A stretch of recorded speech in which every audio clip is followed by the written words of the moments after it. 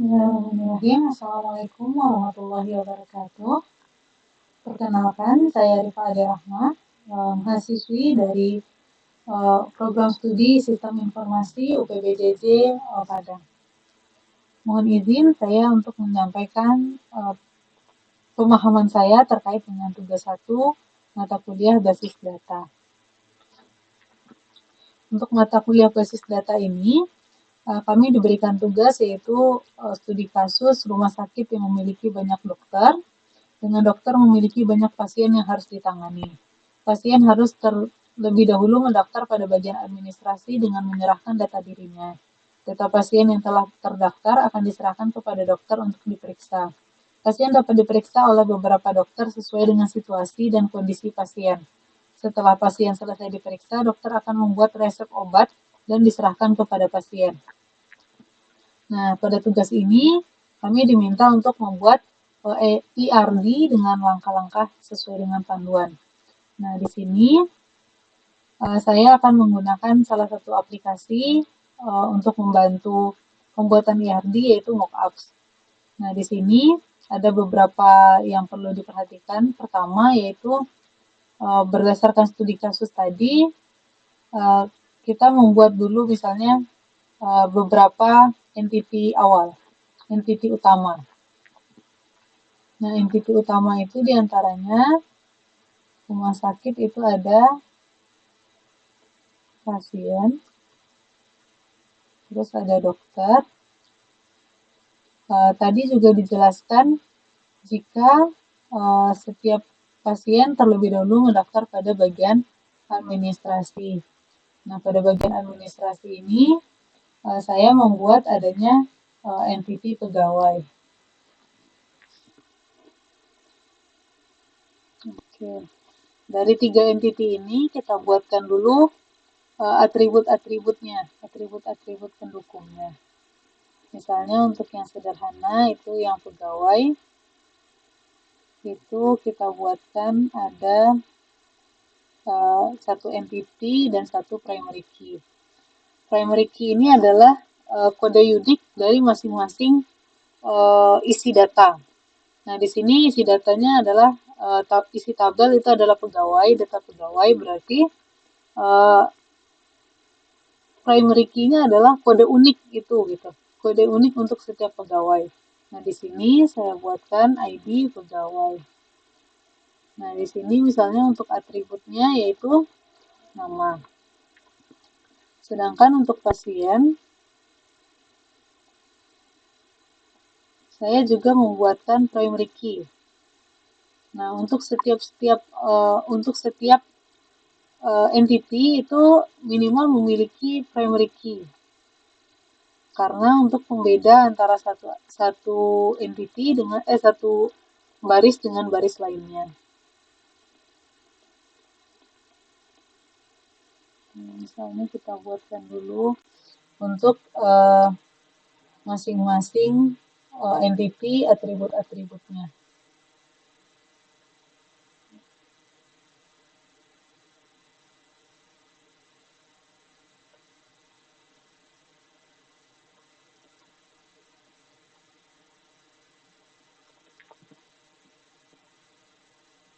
Misalnya dalam primary key dari entity dokter itu adalah ID dokter. Nah, terus di sini ada misalnya namanya, jenis kelamin misalnya, spesialis. Terus ada misalnya tanggal lahir. Ini bisa disesuaikan dengan kebutuhan data dokter yang disimpan di dalam database. Nah, sedangkan kalau untuk pasien itu misalnya ID pasien, terus nama pasien, terus tanggal lahir misalnya,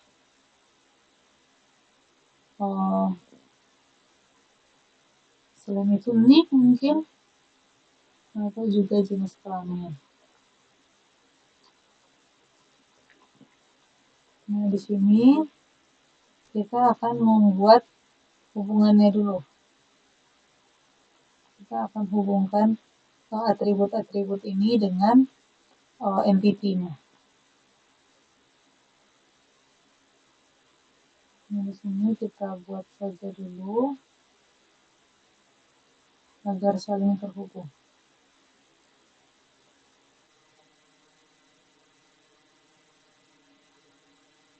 Oke. Nah, pada IRD itu tidak ada panah, jadi saya ganti dulu menjadi garis. Oke. Oh, begitu juga dengan pegawai.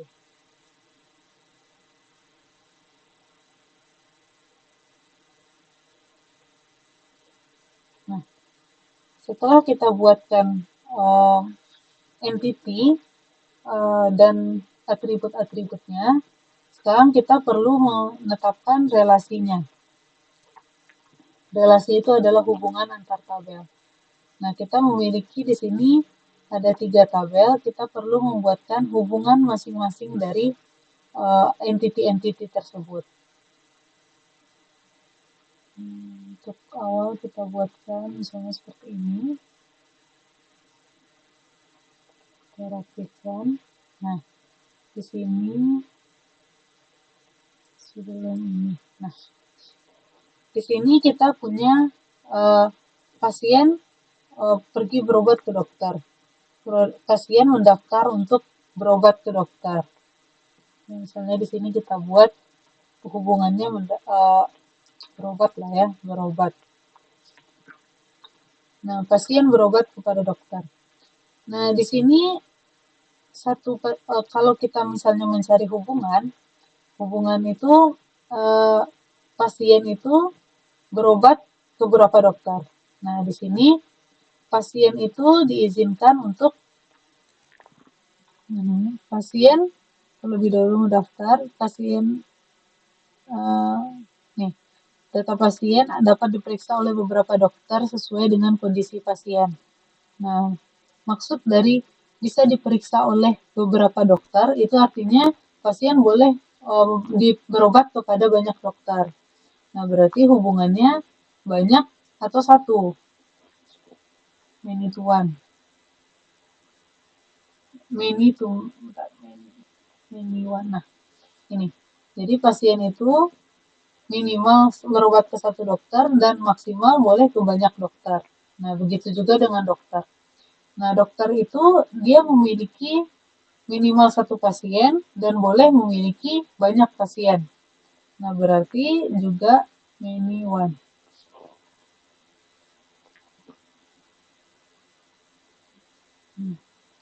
Di sini ada hubungan many to many. Nah, selanjutnya ini ada pegawai.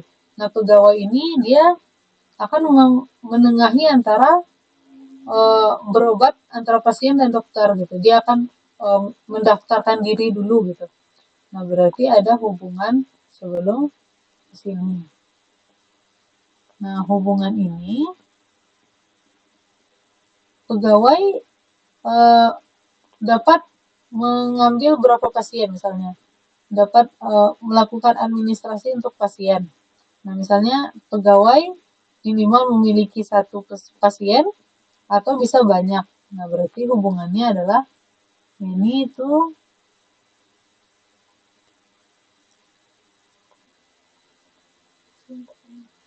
nah, begini. Nah, ini adalah IRD dasarnya. Nah, dari sini kita bisa lihat kalau misalnya hubungan antara entity ini adalah money to money. Dari mana kita lihat money to money? Nah, di sini di dokter ada money, di pasien itu ada money, di pegawai itu ada money. Nah, itu artinya money to money. Nah, ketika hubungan IRD itu adalah money to money, maka relasi ini akan berubah menjadi entity baru. Jadi ini akan berubah menjadi entity baru.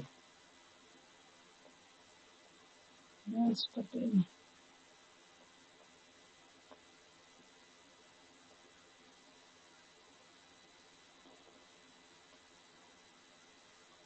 Nah, di sini akan berubah menjadi entity baru. Nah, di sini agar lebih gampang, misalnya kita buat entity registrasi. Nah, pada entity registrasi ini, kita perlu lagi membuatkan atribut-atribut pilihan. Nah, makna dari entity tambahan itu adalah kita membuat tabel baru. Nah, di sini itu kita akan membuat uh, atribut-atribut yang juga membantu untuk uh, berdirinya suatu tabel. Nah, di sini kita perlu primary key.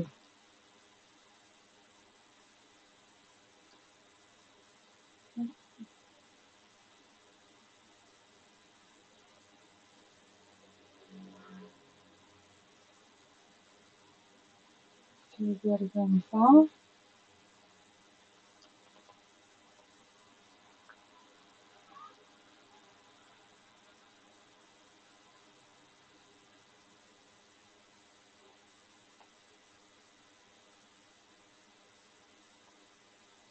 Misalnya ini dia. Nah, primary key-nya itu adalah kode unik. Ingat kalau misalnya primary key itu adalah kode unik untuk setiap entity. Nah, di sini saya buat kode uniknya adalah nomor registrasi. Nah, antara hubungan money to money tadi, hubungan money to money itu selain menyebabkan uh, terbentuknya suatu entity baru, dia juga akan membuat foreign key. Nah, itu yang akan menghubungkan masing-masing tabel. Nah, foreign key itu adalah kode unik dari tabel lain yang kita simpan di dalam entity tersebut gitu. Misalnya di dalam registrasi itu akan nanti ada ID dokter. Nah, di sini juga ada ID pegawai.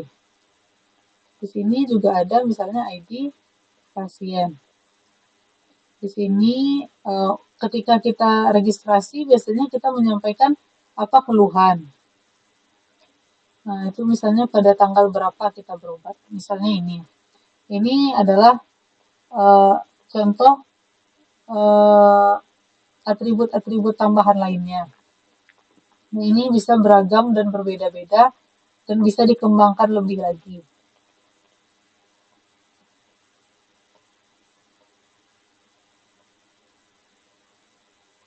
Nah, apa makna dari ID dokter yang ada di dalam entity registrasi? Di dalam entity registrasi, kita sudah mendapatkan ID dokter. Nah, jadi ketika kita ingin melakukan pengecekan data, kita hanya perlu mengambil ID dokter untuk bisa dihubungkan dengan entity dokter gitu. Jadi kita bisa mengambil data nama, data spesialis dokter itu berdasarkan ID dokter yang ada di dalam entity registrasi. Begitu juga dengan ID pasien yang ada di entity registrasi, begitupun ID pegawai yang ada di entity registrasi. Nah, ini fungsinya adalah untuk mengambil dan menghubungkan relasi-relasi tersebut gitu, relasi antara dokter, pasien dan juga pegawai. Nah, setelah uh, pasien diperiksa, dokter akan membuatkan resep obat dan diserahkan kepada pasien.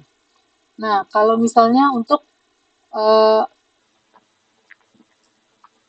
tindak lanjutnya, atau misalnya setelah pasien itu diperiksa, tentu kita ada membuat suatu uh, informasi tambahan yaitu terkait dengan tindak lanjutnya. Nah, untuk tindak lanjut ini tidak bisa dimasukkan ke dalam kolom registrasi, karena registrasi itu fokusnya hanya untuk menampung informasi pertama. Nah, nanti ketika pasien sudah selesai berobat, maka itu akan ada dibuat, perlu rasanya dibuat entity baru. Nah, di entity baru inilah nanti akan dimasukkan atribut-atribut baru.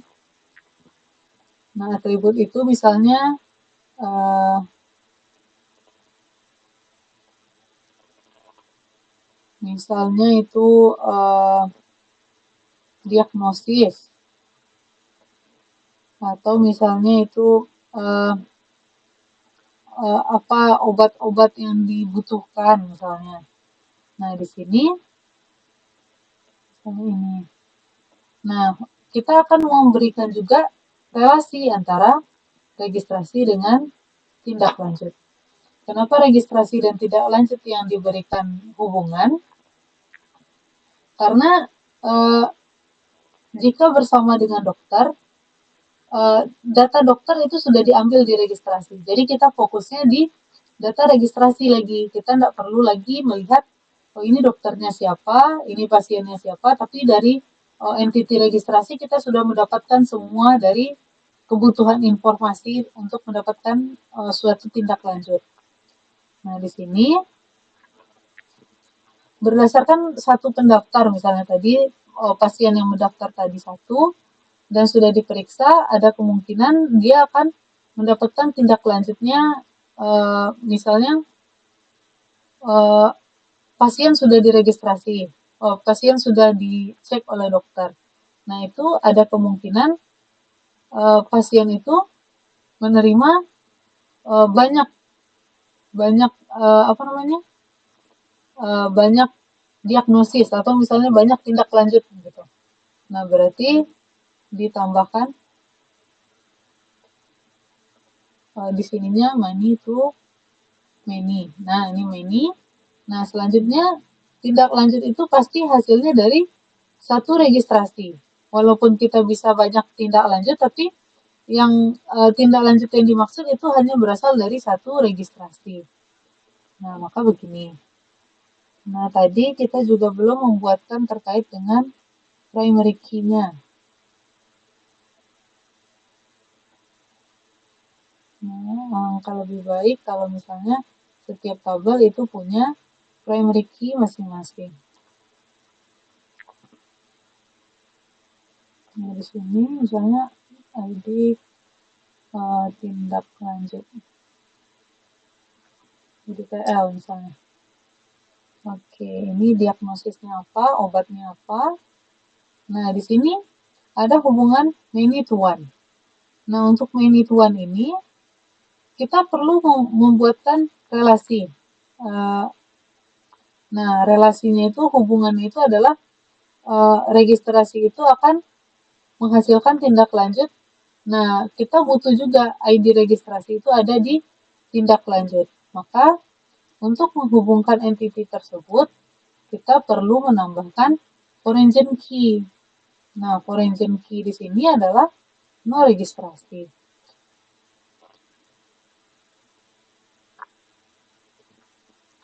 Nah, di sini kita hubungkan dulu.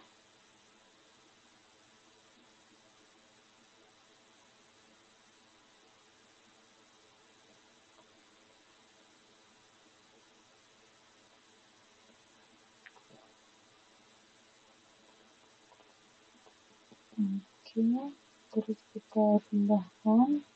Nah, biar lebih rapi. Oh ya, di sini itu ada yang namanya relasi.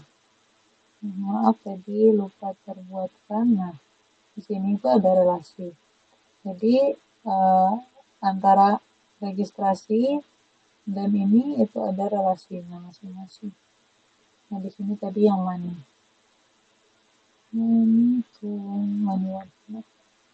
Nah, di sini relasinya adalah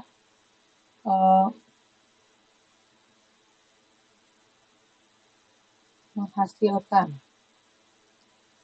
Nah, dari registrasi menghasilkan tindak lanjut. Nah, tindak lanjutnya itu akan berupa nanti diagnosis obatnya. Nah, kita perlu untuk mendata apa prosedur-prosedur yang sudah dilewati, maka perlu di dalam tindak lanjut itu ada nomor registrasi. Nah, nanti ini akan dihubungkan dengan pasien.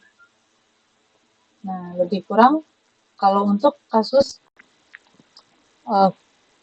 contoh kasus ini seperti itu entitinya. Bisa kita pahami lagi, misalnya sebuah rumah sakit memiliki banyak dokter. Nah, di sini. Nah, sebuah rumah sakit memiliki banyak dokter. Dokter mempunyai banyak pasien harus ditangani, berarti many one. Berarti dokter itu memiliki banyak pasien dan atau minimal 1. Nah, pasien harus lebih dahulu mendaftar pada bagian administrasi. Nah, di sini bagian administrasinya adalah di bagian registrasi. Pasien itu karena banyak, dia pasien terdaftar diserahkan kepada dokter. Pasien dapat diperiksa oleh beberapa dokter sesuai dengan situasi atau kondisi pasien. Nah, berarti pasien ini bisa memilih banyak dokter atau minimal 1 dokter saja. Nah, makanya ada hubungan many to many. Many to many. Nah, di sini akan menghasilkan entity baru. Jadi, relasi yang sebelumnya ada itu diganti menjadi entity. Nah, di entity ini nanti akan menyimpan foreign key. Kenapa foreign key? Karena hubungan antar tabel, kalau hanya ID itu tidak menyebabkan adanya hubungan antar tabel. Tapi ketika sudah ada foreign key, sudah ada dihubungkan antara satu tabel dan tabel yang lain, itu akan ada membentuk suatu atribut tambahan yang namanya foreign key. Foreign key itu diambil dari uh, primary key yang ada di tabel rekannya gitu. Seperti tindak lanjut itu akan menyimpan rekannya primary key rekannya di registrasi gitu. Jadi namanya di dalam tabel tindak lanjut itu adalah foreign key.